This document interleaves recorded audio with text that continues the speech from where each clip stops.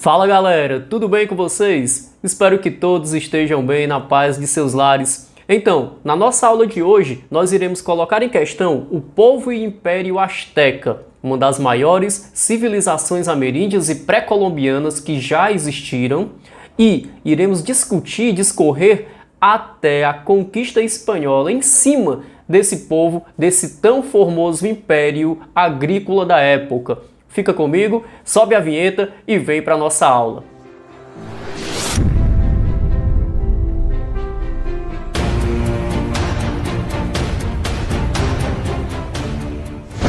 Então, jovens, o povo asteca, esse império que se formou, ficou localizado na Mesoamérica. Meso vem de meio, América, claro, obviamente de América, então ficava lá no meio da América. E esse povo asteca advém de um subpovo mexica. Então os mexicas dominaram os tlaxaltecas. Esses nomes são esquisitos, mas tudo bem, não é necessário decorá-los. É só para entender que os tlaxaltecas, os maias, os toltecas foram também dominados e foram de certa forma ocupados pelo Império Azteca. Entendam que esse povo asteca, que é o mexica, conseguiu expandir o seu domínio por essa região da Mesoamérica, influenciando tanto na política como na cultura. Esses povos tinham que pagar pesados impostos e se submeterem ao poder central do Império Azteca. O Império Azteca, o povo asteca era muito sofisticado. Lá, inclusive, existiam as chinampas, né? Existia o lago Texcoco, e nesse lago, o que os astecas faziam? Eles criavam certas ilhas artificiais, utilizavam, olha só, excremento humano. É cocô, viu? Utilizavam o cocô humano para que eles pudessem fazê-lo de estrume e plantar e colher naquelas ilhas artificiais. Então entendam que eles eram bem sofisticados, eles conseguiram desenvolver essa agricultura para que eles pudessem cultivar os alimentos e manter a sua produção durante o ano. Isso dava condição para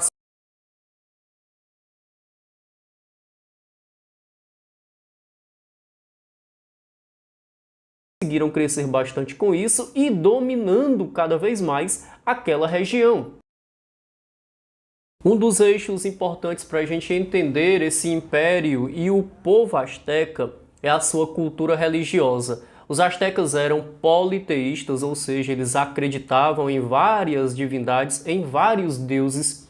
Um desses deuses era o Texacuatli. Então esse deus ele era responsável ali por uma das principais movimentações religiosas, inclusive também de ideia de sacrifício. Segundo a tradição do povo asteca e do povo tolteca, o Quetzalcoatl era um deus que tinha em tempos passados resgatado seu coração, arrancado seu coração em sacrifício para manter o grande império. Então, o que eles faziam para que essa tradição fosse mantida? Utilizavam estrangeiros e prisioneiros como sacrifício, arrancando o órgão vital que era o coração, para que ofertassem ao sol. Sim, ao sol, porque para eles o sol tinha uma influência grande como divindade. Então, o sol também tinha a ver com pestes ou não ter, por exemplo, uma grande praga. Eles queriam, de certa forma, agradar o sol. Esse deus sol, para eles, tinha uma grande influência. Outra situação também é que esses sacrifícios eram feitos para que eles não tivessem castigos. Então, eles tinham que manter a ordem vital com esse tipo de sacrifício. Era uma crença mantida por eles para que tudo ficasse em ordem. Então, agora falaremos sobre as classes sociais desse povo do Império Azteca. Entre os astecas era muito bem identificada a divisão social. Então, lá nós tínhamos lá no topo da pirâmide social o imperador, chamado de Hueytlahtolani. E esse imperador era considerado um representante dos deuses e ele era praticamente o ser supremo dos astecas. Os imperadores astecas viviam em uma condição extremamente luxuosa, mas também eram obrigados a prestar oferendas de sangue aos deuses. É por isso que eles utilizavam sacrifício lá em cima, no topo de uma das suas pirâmides, dos seus prédios, para que chegasse ali no ápice para todo mundo festejar e ver aquele sacrifício. E sim, eles comemoravam o sacrifício, a morte de um humano, ou arrancando o coração do humano. Mas, professor, por que eles faziam isso? Ora, a crença deles de que o sacrifício traria a bonança, traria uma boa colheita e evitaria a praga, a desordem. Abaixo do imperador existiam os nobres, certo? Eram cerca de 10% da população. E uma parte da nobreza possuía cargos relacionados à burocracia, ou seja, ao governo do imperador, à administração. Abaixo da nobreza, né, a nobreza é a segunda classe social mais importante, depois do imperador e da família dele. A nobreza tinha muitas posses e terras também, né, que não eram diretamente da nobreza, mas usufruíam delas.